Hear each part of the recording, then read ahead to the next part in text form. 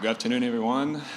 My name is Nicolas Girard. I'm founder and CEO of a company called Oxio. So we're going to talk a little bit about Telecom now, even though we're in the middle of Wall Street.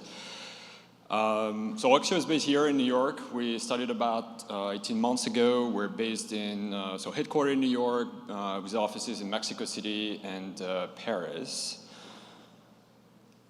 So I'm going to start with a pretty bold claim around inventing the wireless telecom service of the future. So I know it sounds a little preposterous, but it's trying to get people's attention. So essentially, if some of you are familiar with Amazon Web Services and what they've done over the last decade pretty much to abstract away the data center, sorry, this thing was not working there, behind an API, right? So 15, 20 years ago, we're essentially setting up data centers, we're getting servers, electricity, we're paying for the physical space, and that's how we were running our server. And Amazon came along and essentially put all the the compute resources behind a simple API. So with Oxio, it's essentially the same idea, but for wireless connectivity. The only difference with Amazon is that we don't own any infrastructure, right? It's 2019, so if you think about companies like Airbnb and Uber, in terms of being the leader in their field, but not owning any infrastructure whatsoever. That's a little bit of what Oxio is doing. So, namely what it means is that brands and enterprises can be a mobile operator within minutes, leveraging the platform. And it's not just looking up for some wireless infrastructure somewhere and reselling it, repackaging it on their different service. It's actually taking advantage of all the infrastructure available at any point in time. So whether it's a cellular network or a Wi-Fi network or Wi-Fi backed by satellite or peer-to-peer mesh networks, it's essentially sensing the whole set of infrastructure, combining it into a software package that any brand can take advantage of. So why are we doing that? We'll talk some more about it, but essentially we're going after two problems as a baseline solution. The first one is the cost of connectivity, is how do we make connectivity cheaper? And so by definition, if you work through us, it's going to be cheaper cost, leveraging essentially all the different networks and a wireless trading system that we'll be talking some more about. And then the second thing is quality, and that's something I've been personally working for the last pretty much 15 years, is how come we have all those wireless networks accessible at any point in time, but we're stuck to one, right? We've all had that problem where you might be on Verizon, you might be on AT&T, and I don't have any connectivity, and why is my phone not able to go into the other guy's network? It just doesn't make any sense. In the old days, if you have to drag a cable, that's understandable, but these days with wireless, it should be part of a bigger sort of value proposition. And then finally, if you want companies to be able to take advantage of this, there shouldn't be any sort of integration. Historically, if you want to resell wireless networks or you want to deal in the field of wireless connectivity, it's probably years of conversation with carriers and getting licenses and building the right expertise. And here, the market we're going after, they just don't have that expertise. What they want is to be able to build their own custom wireless solution and leaving it to others to take care of it, right? The same way that Amazon has been doing it. So over the last 15 years, essentially building companies in the space, it became very clear that the wireless experience itself is shifting away from the mobile operators. Might not feel like it today just in the US, but around the world, this is where it's going. And if you think about it, right, it's just logical for companies like Apple and Samsung to start bundling connectivity, on the Apple Mobile as you pick up the phone and get the services from them. Makes sense for the WhatsApp and the WeChat, those platforms, apps that essentially start replicating an entire ecosystem. Makes sense in travel, as you travel. Why is Airbnb not your mobile operator or Delta? It makes sense for a company like Lime, right? If you're a company like Lime today, you're probably dropping scooters in about 75 countries. Would be nice to be on a single line plan that gets local connectivity that is custom to your needs, which is real-time, low throughput type of information, but also very secure. So we want those companies to reinvent the wireless experience. Those were companies that have already been able to reinvent and innovate in every single other aspects of our digital lives. But up until now, connectivity has been sort of out of their reach. And that's one of the things that we're solving for them. The second one is the cost of data. It's interesting because the United States, and very few people kind of know that, but the United States and Canada pretty much the most expensive mobile data connectivity in the world. The reason we don't really know that is because respective to cost of living and wages, it's actually not that bad, right? A whole lot of people are willing to pay $150 every month, get their plan from Verizon. But if you start factoring the cost of living, the cost of wages, this is where it gets really interesting. So for instance, you work an hour in Indonesia, that pays for 6 minutes of videos, right? And if you look across the globe, it's pretty much the same thing, right? A cost of 1 gig of data is roughly about 40 hours, right? The full week worth of work for 1 gig of data in Mexico, it's half of that in Colombia. And so even though it's more expensive in the US, it's only 30 minutes because obviously people are making more money here. So in the end, you know, the wireless experience needs to be reinvented, and there's really no incentive right now for mobile operators to do that. You know, for the last 20 years, it's been pretty much all about reselling subscription, building the next generation of technologies, packaging them up, reselling them as subscription, and we're all siloed, right? So we buy a subscription on Verizon, we buy a subscription on Wi-Fi, we buy roaming packages when we travel, we get Wi-Fi on the planes, right? And we're segmented in a connectivity solution every time. And so we all have those issues where, you know, data is expensive, you're constantly fiddling with your phones to get best connected, you lose the data that you don't use, right? Which is pretty amazing that we'll accept it today. We buy 20 gig of data, we use half of that, and we don't get anything back. So some of the things that we're solving right now. So let me give you an example. So travel sector, which is, you know, pretty obvious fit for the technology. So in this case, Delta becomes your mobile operator when you travel, right? And so for them, very simple API integration with our service, and then they essentially upsell you on a Delta plan as you book your flight. Very easy, it's right into the purchase flow, and that's pretty much the only involvement for them at this point. As the user travels and gets to their destination, now they're on Delta Mobile. Delta Mobile, as I was just saying, is actually not just a repackaging of local access from a single network. In this case, it's analyzing all the different networks available at any point in time. So we have a lot of cellular network here, we have Wi-Fi, and it's essentially making sense of all this infrastructure and take advantage of it to maximize quality of service, minimize cost, or optimize for you know, business policies that the customer might have specified, which, you know, would be different if you're a Lime from an Apple, for instance. And to be successful, really you don't want Delta to do anything, right? They're solving a problem for their customers at the destination. It's an opportunity for them to sell a product that has great margins. But when it comes to, you know, dealing with potentially distribution, right?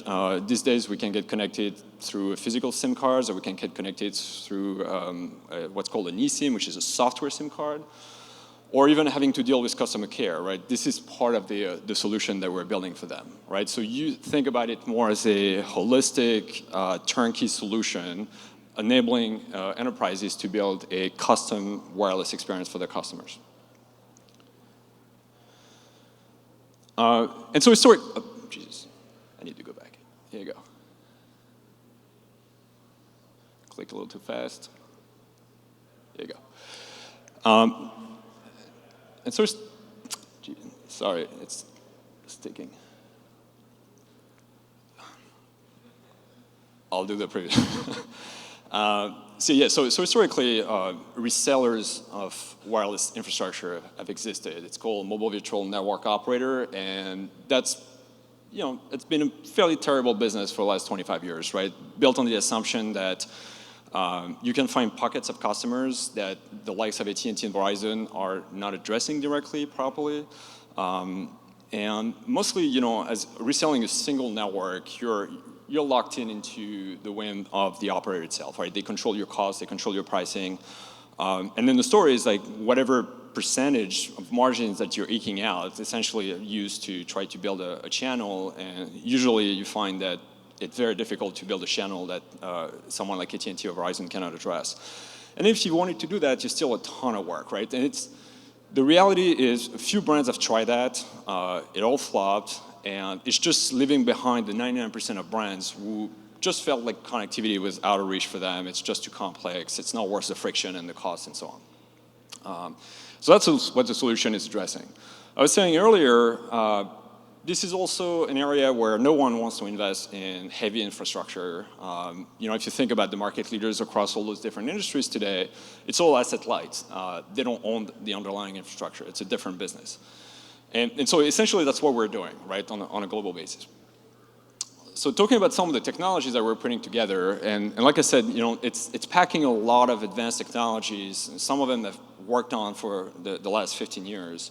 But it all starts with essentially connecting the wireless infrastructure from all different network partners. So whether it's going to be a Verizon or a Wi-Fi providers or a Helium, which is a multi-coin portfolio company, rebuilding, you know, an unit from scratch, this is a source of connectivity that we can tap into, and it's all about making sense of it.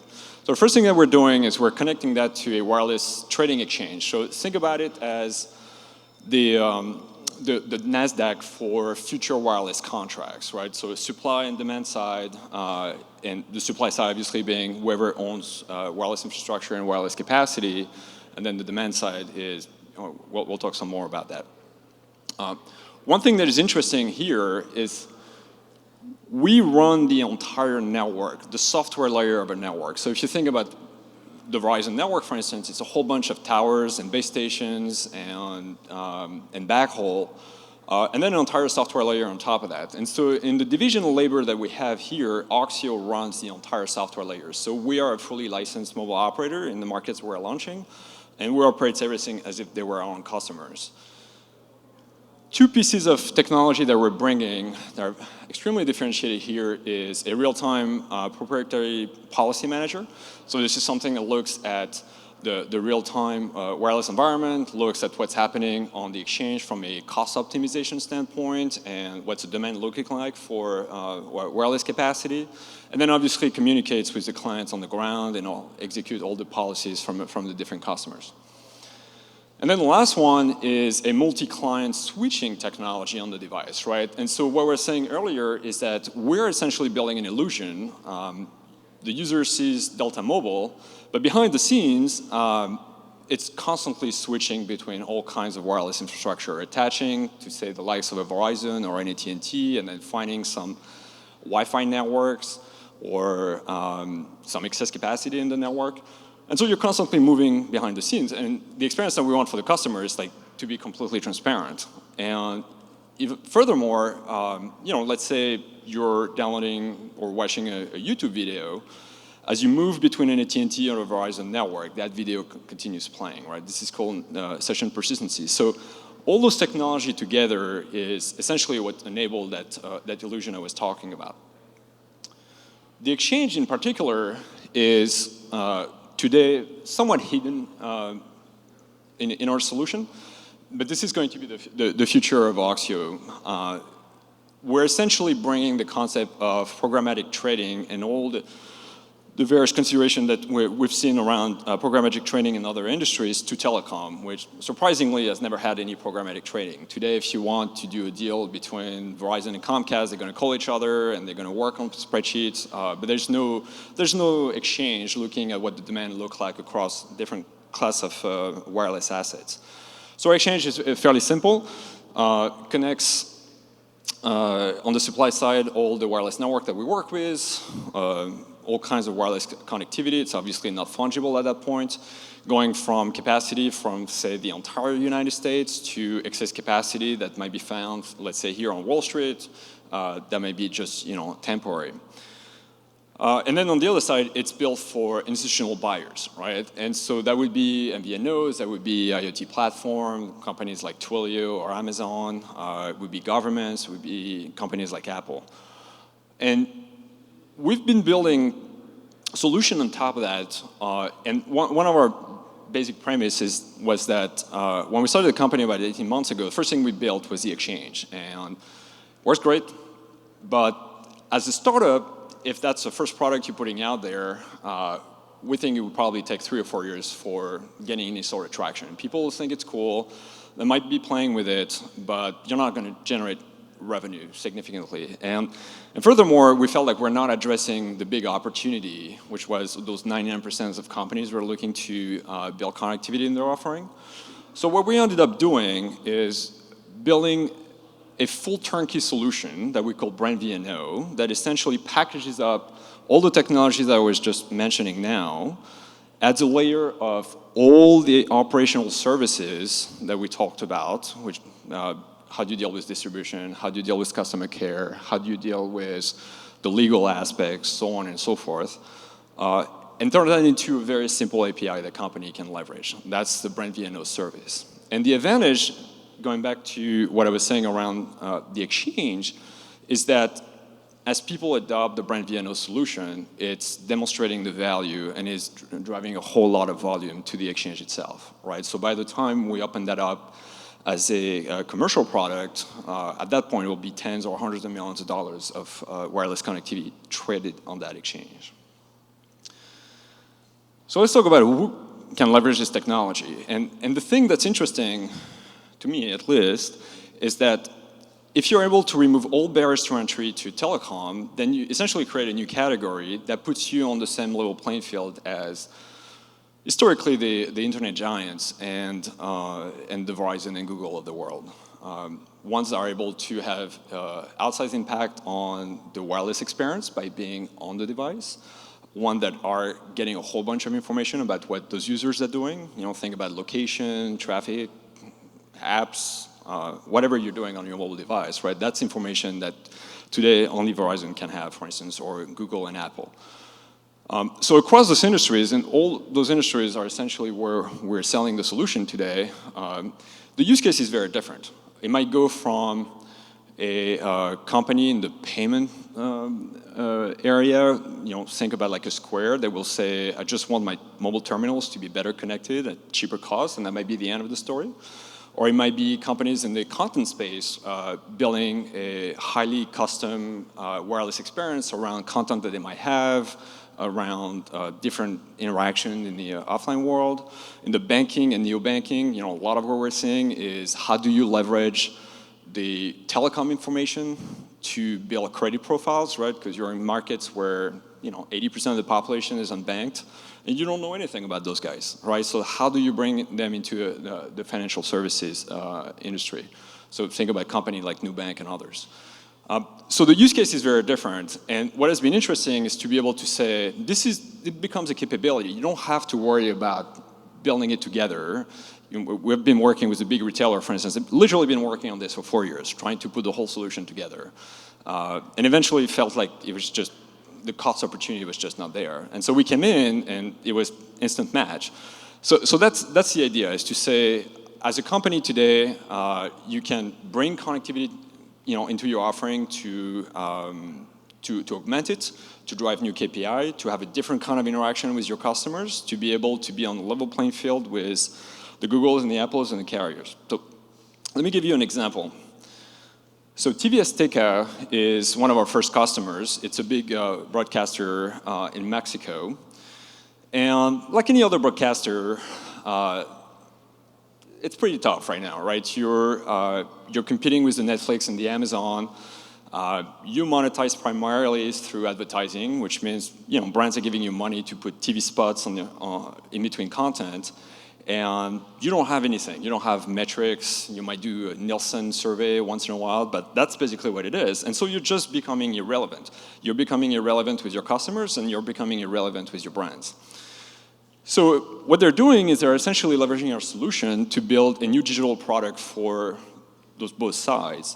On one end, for their customers, it's basically a branded telephony service that, like I was saying, is just better quality and cheaper. In this case, I will bring you, you know, free services from Azteca, give you some additional exclusive content, but that's, you know, pretty much looks like any other wireless service. But then what gets interesting is together we help them build a digital product that they sell to their advertisers. So the way it works is that, I'll show you some example, in this case Corona. Corona is offering the user to sponsor their connectivity for 3 or 4 months. In exchange for that, they will have a branded experience.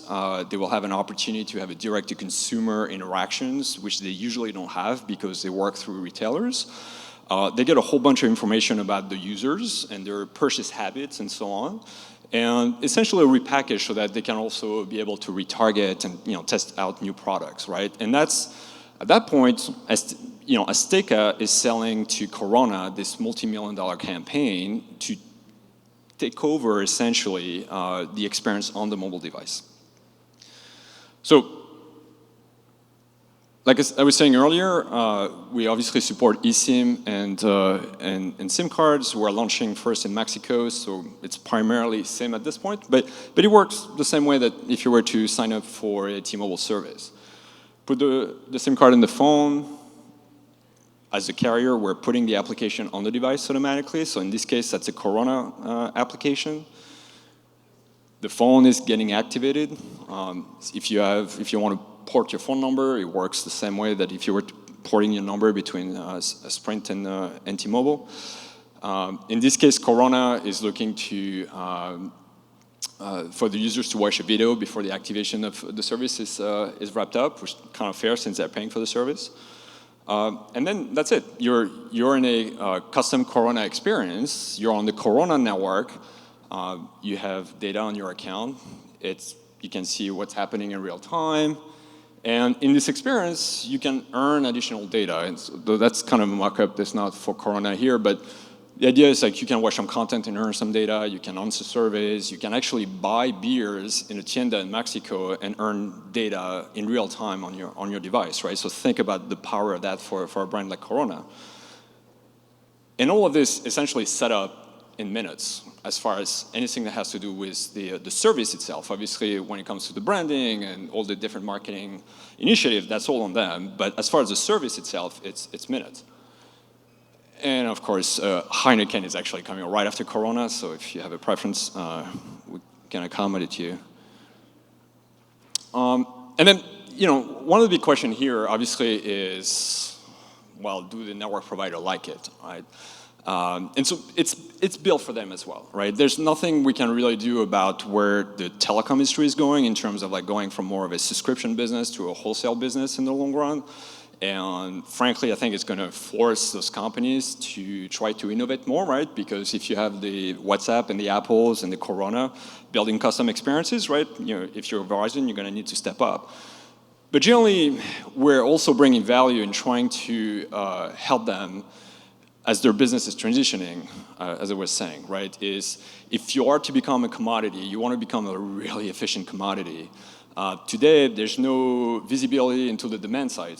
You just don't know what people are using, what companies are looking to buy. When it comes to 5G, there's, and smart cities are getting deployed. There's a need for a trading platform for that, which doesn't exist today. So generally, we thought about them as well. And frankly, the best part has been for them to be able to build new revenue lines. Because if you think about it, if Delta or Airbnb is your mobile operator when you go down to Mexico, this is revenue that the local carriers are seeing. If you're attached to Verizon and you're roaming, that money goes to Verizon, right? So they never see that money. So I spoke for about 20 minutes. I haven't mentioned crypto. Probably a few people are wondering what's going on. Well, a lot of our technology is actually built on the blockchain, in particular, anything that has to do with the exchange and the layer, the transactional layer of data. So the way it's set up today is we're leveraging Stellar. We built a global asset, so think about it as a global currency for connectivity that is completely independent from the network providers. And that's actually important because let's say you're in Australia and you have some excess capacity and you say, I want to give it to someone in Mexico. It's actually impossible to do today. Let's start with the first step. You have data at Verizon. You have bought 20 gig of data, you have 10 left. That value is secure on the Verizon side. They've done value recognition at this point, and you're not going to get it back. You should just say you had a cap, you haven't used all your cap, that's on you. The second thing is being able to convert that value into something that can buy you something else in some other market. And the third thing is to be able to actually use it, right? And so if you think about what we're doing, essentially in our economy, everything is indexed in OXD. Everything has a value, right? And so as you get 2 gig of data on Delta Mobile, behind the scene is essentially a representation of a number of OXDs that you have in your balance that buys you 2 gig on the Delta Mobile experience. And as you use the service and you start connecting and attaching to different networks, we're essentially making microtransactions, right? We're saying, you know, a meg at a time, 5 meg at a time, just be able to say, I'm buying access with my crypto tokens in real time. And then if you have half of your capacity left, well, you have that balance in OXD. And that balance in OXD, once you've been released of the liabilities of the plans, now it's something that you can do something else with, which means you can be sending it to someone else, you can be trading it, you can be reconciling it into a different experience. In the case of Airbnb, for instance, you know, your trip is over, you have that in your balance, you may want to bring it into some experience that you have here in the United States. And so at a high level, it's extremely powerful because now you have this global currency for connectivity that enables any sort of trade, completely independent from the experience and the network providers, that is all on the blockchain for everybody to access, right? On top of that, we use some of the features from Stellar that are super interesting for us, being able to essentially lock the liabilities between parties in multi-sig escrow accounts.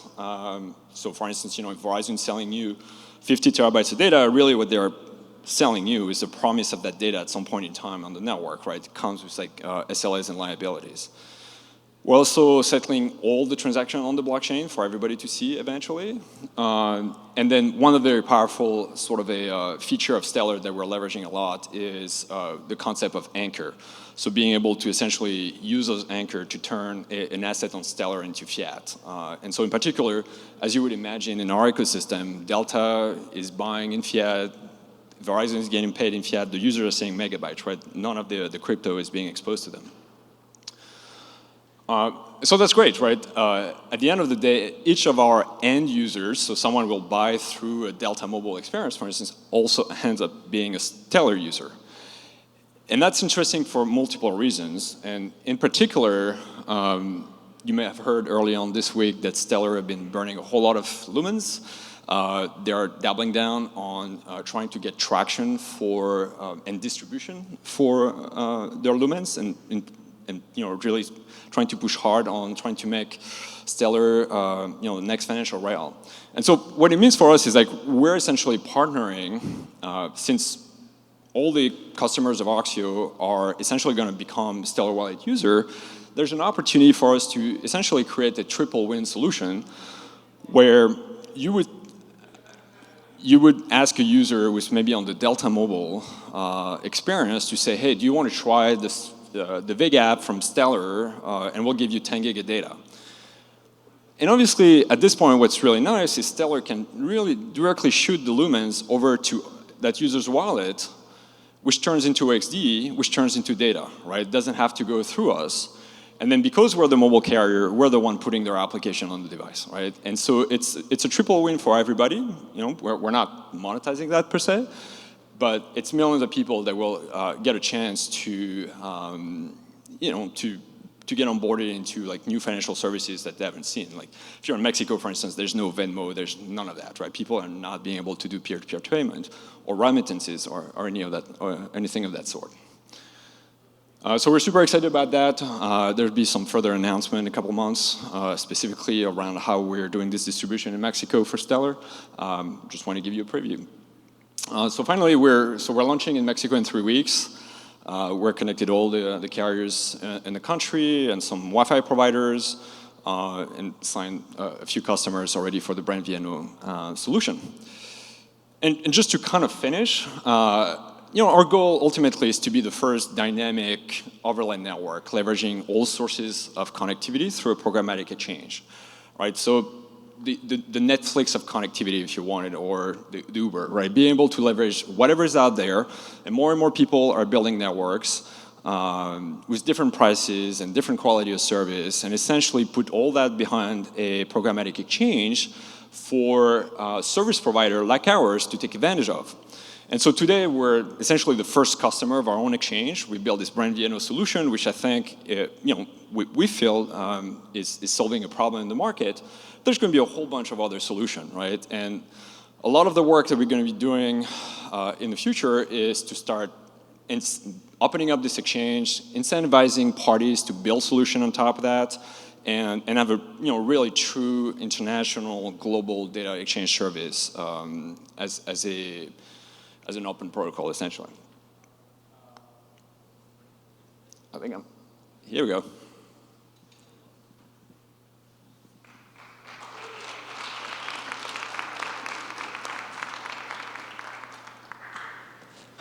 Thanks, Nico. That was a great presentation. And we are very excited to be basically working with you. I think you've been an impressive entrepreneur and innovator throughout your entire career. And Oxio is a really big idea. But much more than an idea, you're really bringing it to fruition. And you've been thinking about this on your own for about 2 years now, and working very quietly on Oxio, but you've really been thinking about this throughout your entire career. And so the fact that you are launching in Mexico in 3 weeks, literally users and customers are going to be using this technology in 3 weeks is a huge milestone. And we at Multicoin are beyond excited to be backing you and supporting you and your team and Oxio. This is not widely publicized, but Multicoin just led the most recent funding round in Oxio. So you are all the first to unofficially know. But you'll be hearing a lot more from Oxio and from Multicoin and from various launch partners in the coming weeks on that front. So stay tuned for a lot more news on Oxio pretty shortly. Nico, your background is quite unique and really directly relevant here. You've been an innovator within the wireless space for your entire career. You've founded multiple companies. You've had exits. You've really tried to focus on redefining the wireless experience to make it more accessible to users, which is amazing. Would love to learn a little bit more about how you actually got here, and what actually sparked the vision for something like Oxio. Yeah, for sure. I actually started my career in network security. I worked for the French equivalent of the NSA for a while, and I thought that what I would do for the rest of my life. And I started doing some work in wireless, and like I was saying earlier, always never kind of quite makes sense to me that there was all those different wireless networks out there, and that you could not take advantage of them at the same time, or it's just moving from one of them to the next, was just not possible. So I'm pretty obsessive, so I started to work on that problem pretty much full time at that point. Started the first company that kind of solved some of the problem more at the protocol level. Learned a whole lot, and then kept going. Essentially, this is how it's meant to be, and it took 15 years of the industry changing, and the cell phones getting more powerful, and the grip that carrier had on the subscribers to kind of release a little bit to make it finally possible. And then, frankly, having spent most of the last 7-8 years in emerging markets in my previous company, just seeing a whole bunch of people that just don't have access to the digital lives that we enjoy today, right? You get people are scavenging Wi-Fi as much as possible. It's very, very inexpensive. You look at someone's phone and they have 30 WhatsApp messages sent because they're not connected. And so it's easy to be in the United States and think that we're all connected 100% of the time and everything is honky-dory, but it's really just not the case. And then started to think about the economics behind it, because obviously if you're a network provider, it's very, very expensive to build a network. It's literally tens and sometimes hundreds of billions of dollars. So we have this huge disconnect, especially in the emerging markets where a server in Mexico costs the same as a server in the United States, right? So the carriers have the same costs, but the buying power is just not there. And with technology cycle accelerating, you end up in a situation where it's just untenable for everybody, right? Network providers are not monetizing, users are not buying the one asset that they're selling, nobody's connected, you don't have innovation in fintech or mobility or anything because you're not connected. And so that's one of the problems that we set out to resolve. And frankly, at the end of the day, it comes through economics, right? It's like, how do you think about those economics? How do you aggregate that demand to be able to, simple version of an exchange, and that when we talk about demand aggregation is really group buying, is to be able to say, I'm not the only one going to Telcel or Telefonica and buying my one plan. I'm coming with 2 million of my buddies, and here's where we're, and so we're going to negotiate the price, right? And then if you combine that with the ability to essentially take advantage of all kinds of wireless connectivity at the same time, well, Wi-Fi is a lot cheaper than cellular. 5G is a lot cheaper than LTE, right? And that's how we started from essentially the goal and kind of backing out from that. And knowing the telecom industry pretty well is like, you also need to build incentives for the network providers, otherwise there's just no future whatsoever, right? Yeah, and I thought that the slide that you put up there about how unaffordable a lot of data is, I think, like you said, we take it for granted. I was recently downtown and my data ran out, and I didn't even think about it, and then all of a sudden I was like living on an island and I had no idea how to even get out. Would you take me off the grid in New York City? I could get lost down here. But I thought that was a really powerful slide. And so I'm wondering, like, this is a clear problem and it needs a solution. Has anyone tried to do this before? On the exchange, yes. It was not for wireless, for wireline, and it was a little company called Enron back in the 90s.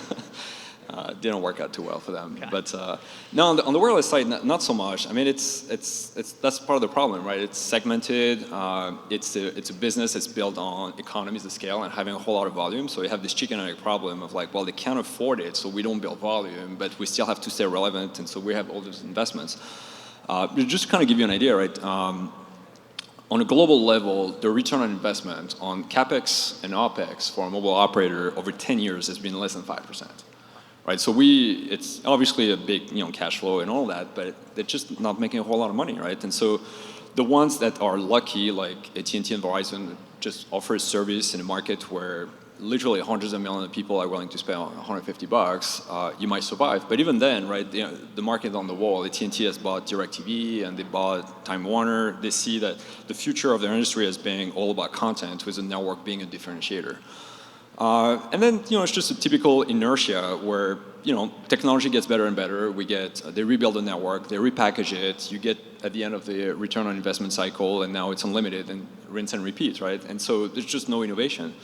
So imagine what an Apple or WhatsApp would be able to build if they could, right? And part of the problem for them is like, as much money as they have, you still have to deal potentially with thousands of network providers all around the world, build the technology, make sense of it, and it's just not, I mean, Apple has been pretty public about it. It's just, even for them, with all the cash in the world, it was just out of reach, right? And that's what we're trying to solve, is to say there's an appetite for taking advantage of connectivity, building new wireless experiences, building the right incentives, and so how do we bring all those parties together, essentially? Yeah, and so, interesting, like the telecom industry has gone through a lot of innovation, over the last 15 years or so. I think there's actually a lot of really big macro tailwinds that are in your favor. What are some of those? It's a lot of different things. I mean, for me, like a lot of times, it's funny because a lot of people don't like necessarily to get into telecom, right? It's been having this sort of stigma around being painful and whatnot, which, but at the end of the day, all the services that we talked about, like, the smart cities and payment rails and all AR, VR, it's built on the basic assumption that the device is going to be connected, right? And so if you're not connected, none of that's going to happen. And so for me, it was a big enough problem just to say, how do we get the other 5 billion people connected reliably? It's not, reliably is just, means well connected, as in you're trying to make a phone call or send something and it's actually going through, because no joke, in markets, like just yesterday, literally could not order an Uber in Mexico City. It just would not go through, right? And that's the experience that you're used to live with every day. Then on top of that, and so what's happening in telecom is it went from highly proprietary networks, a lot of very specific and skill set and talent, to like anything else, right? Software eating all of that, networks being commoditized, the wireless infrastructure in and of itself like being aggregated by vendors. So you end up in a situation where the network is nothing more than a bunch of like antennas and servers distributed and software on top of it, right? So the cost of building networks have gone down to a point where, we read in the press, right? Elon Musk is looking at, launching a constellation of satellites to literally blanket the entire world. Amazon is doing that, right? It's just kind of crazy as a startup, like it costs a few $100 million to be able to do that kind of stuff. Then another trend has been freedom on the device side, right? Like just getting rid of those pesky SIM cards makes those devices, able to kind of move between different networks and having multiple radios in the devices. And then generally competition, right? If you look in the US, Altice, which is a cable company here on the East Coast, launched a $20 unlimited data plan a month ago, right? If you're Verizon, you're petrified. So you just got to do something else, right? And so this is where we feel that one, with the industry kind of moving towards wholesale, where it's just, for others to take advantage of that infrastructure and aggregate it so that companies that are the innovators in their field can literally take advantage of that. Yeah, and I think eSIM technology is going to be really, really big moving forward. I mean, if anyone uses Google Fi, everyone raves about it. And underneath the hood, it's actually quite complex. And you're spreading yourself across 3 different networks. It's seamlessly switching it back and forth between them. And as a user, you don't know, and you don't care, frankly. You just want your phone to work. You want to be connected. So extrapolating that on a global basis is I think a really big idea. But along the lines of that, like how do you get carriers on board, right? Like you're building a 2-sided marketplace here. You need carriers, there's a lot of different market participants that can come into the space and do different things within the ecosystem. But at a high level, you're looking at carriers predominantly on the supply side, and then brands and enterprises and consumers on the demand side. How do you think about building that marketplace? Like what's the value proposition for a carrier? Yeah, it's a good question.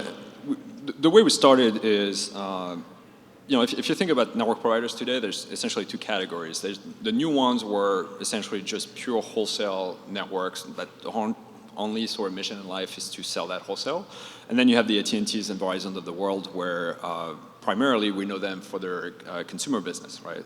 They just happen to wholesale as well. And obviously, you show them something like this, the first thought is, well, you're going to accelerate the disintermediation with my customers. You're going to accelerate me becoming a dumb pipe, which, to be fair, is where it's heading. And to be fair, we do accelerate it. At the same time, regulators around the world have been understanding how critical wireless connectivity is to, for various different reasons that we all know about. And so put essentially regulations in place so that they have to play ball. But generally, in the long run, one of the things that we're concerned about is to really start being an aggregator of revenue in the telecom industry, which is $2-3 trillion at this point, and that's a problem in and of itself. And so there's a need for a couple of things. Getting them to participate is not so difficult today, mostly because of regulation, the way we've been able to integrate with them in a model that's very familiar for them. But what if we need to influence pricing? Or what if we need them to start playing different roles? And so a lot of what we've been thinking about, especially around governance, is how do we open up the network to create incentives for the different parties, including the carriers? How do we think about governance so that they participate when it comes to the rules of an exchange or the technical roadmap? In a way they would do it today within a consortium, but without the 15 years of trying to work through that consortium, essentially. And so we have some ideas, leveraging blockchain and tokens, and I know you guys are going to help us figure out the right path, but that's essentially it, right? It's just to say, today we build a whole bunch of technologies. We're the first customer of that platform. We're essentially the first service provider. How do we open that up and get others to participate, essentially? And how do we go from being in Mexico and soon maybe in the US and Brazil to having 200 countries so that the solution itself is actionable by an Apple or WhatsApp? essentially. Yeah, and you've been boots on the ground in Mexico for a long time now, really building this network and getting launch customers on board. I'd love to hear some observations of the interactions that you've had with various stakeholders in this ecosystem when you sit down with them and tell them what you're trying to do. What's been the feedback? Yeah, I mean, first I'll start with maybe just sort of summarizing the market. Most users in those markets, they don't buy from the operator directly. They go to a corner store, buy a card. They might be on operator A one week, on operator B the next week, right? So I'm mentioning that because you effectively already have this disintermediation. There's no stickiness as a user, right? You're not, it's a prepaid world in the first place, right? You don't have a contract with those carriers, but then they also don't have a relationship with you directly. And then, people just go in there and, it will be very seasonal, whoever has the best promotion, and just no loyalty at that point. So you get into a market like this, and you're talking to carriers that essentially don't have a direct relationship to their subscribers, spending a whole lot of money on capex, trying to keep up with technology and deployment, and so on and so forth. So trying to convince them to essentially have a super channel by way of the exchange where they can sell large volume of data on a pretty hard margin. It's not super hard. What was surprising for us was more, I was prepared to sort of have to pitch the solution across different industries because, it's still a pill to swallow to be able to say, well, first thing, you're becoming a mobile operator because if you're a mobile operator, here's what you can do at the bank in the future, right? Or even having to pitch sort of this concept of multi-carrier, right? So, those markets and MVNOs have existed for a long time, but it's usually reselling one network. And here we come in, and it's all kinds of different networks. And interestingly, across industries that are very, very conservative, like retail, for instance, we found parties that had looked at this for quite some time and just not quite finding the solution. Or a lot of appetite, because you go into those markets, they know how critical connectivity is, they know how much of a valuable resource it is, they know that you can get users to really change their behavior by incorporating connectivity. So we arrived in a market where simply it was just the right solution at the right time and getting a whole lot of traction, right? And so at this point, just being like 3 weeks pre-launch, right? There's still a whole bunch of them that think that it's a little too good to be true. We'll be in, building market in 3 weeks, be able to show them that we're not full of crap. So they shouldn't. But it's been interesting. Like to some extent, those companies were more innovative that you'll find in the US, right? Just saying, how do we build a brand new service that can incorporate into this? And think about the experience of like, just what I was saying earlier, right? Buying a pack of beer at the store and getting free data on your mobile device, right? All that connected in real time. That's super cool. That doesn't exist here, right? It's like... Yeah, and I think that, most of these brands like probably haven't really thought about ever doing this. It's just too hard. And one of the interesting parts about opening this market up to new market participants is you no longer have a bilateral agreement that takes a year to negotiate with a single carrier, right? So if you can open up that market, what are the use cases that come out of that? And I think, the easy one is travel, right? Like it's just travel. The classic example could be, Airbnb, you're traveling somewhere. It'd be amazing to just land and have your phone work, or land and get to your host, get to the apartment that you're staying at, plug in a SIM that's already there, and be working on Airbnb's network. And to be able to pay for that upfront natively in the checkout process, guaranteed margin and revenue for Airbnb, just a completely different user experience. That to me is very easy to see that vision. But opening this up to a new marketplace and new participants is going to create a lot of weird use cases that we frankly just probably can't imagine or think about today. In the conversations that you've had in Mexico, like what are some of the use cases that people are thinking about using this technology where you sort of walked into that meeting or didn't really think of that before and we left that meeting saying, wow, that's just a great use case? Yeah, it's interesting. So like retail, for instance, we talked to this retailer. They have about 11 million customers. They process credits and touch points for like 40 million Mexicans. Tend to go on the low end. Talk to their management, and they're super concerned about Amazon and Walmart, just getting and the whole e-commerce taking off and what it means for their business and so on. And so for them, it's like, how do we make an impact on the device, right? And if you're just an app developer, you'll be within the the borders of your own application, but you still need to get distribution and whatnot. If you are a mobile provider at that point, now you open up a whole new type of experience, around retail, credit scoring. So that's another thing that's extremely popular right now. Traditional bank, neobanks, and others, they extend credit to people they don't know anything about, right? And so a lot of those newcomers are, thinking about the Talas and the Nubank and the Klar and companies like that.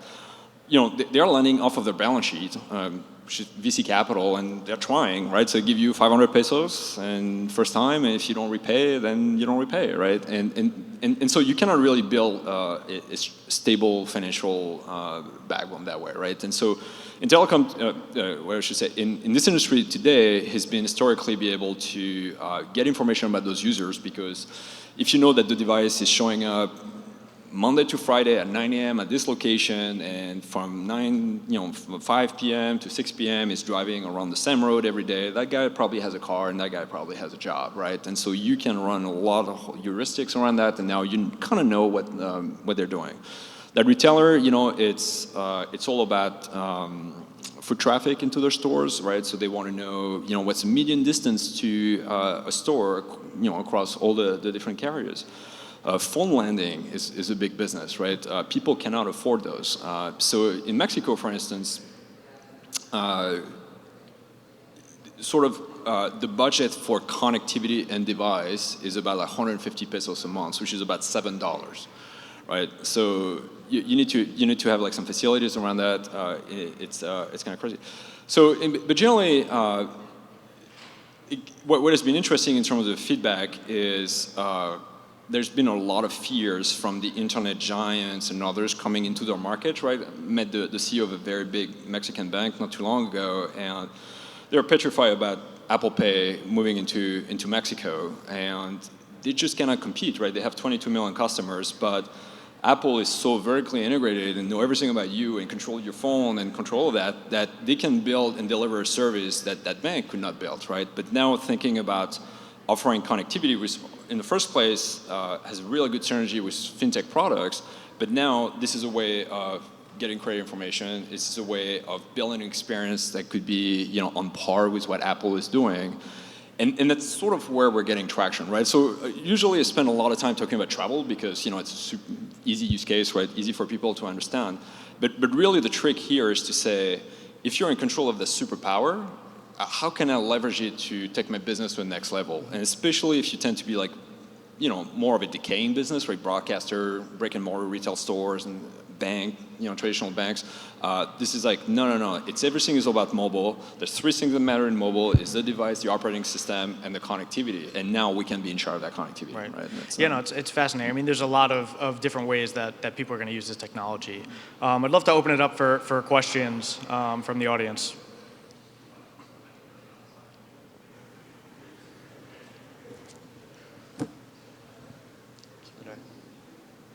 Audience questions.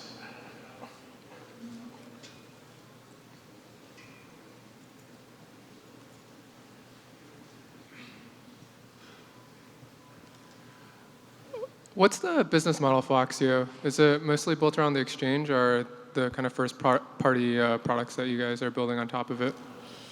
It's a little bit of both. So right now, as we're launching the commercial solution, it's essentially a SaaS platform.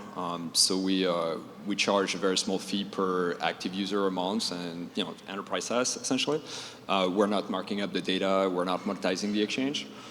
I think in the long run, as we focus more on the exchange and it becomes more core to our company, it'll be mostly around the marking up and selling some feature on the exchange, right? Like a little markup maybe on connectivity, be able to sell access to trading desk and all kinds of services like that.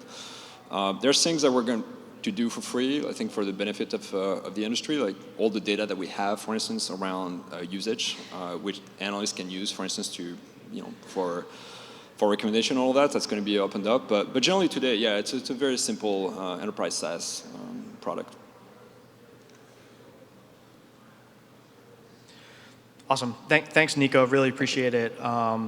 And for everybody else, we're going to go into a quick break right now, and we've got a lot of our portfolio companies and a lot of companies in the space that are doing a lot of really interesting things, and they're all exhibiting in the back. And so if you want to get a chance to interact with some of these entrepreneurs directly and ask them questions, please take the time to grab a coffee and do so. Thanks, everyone.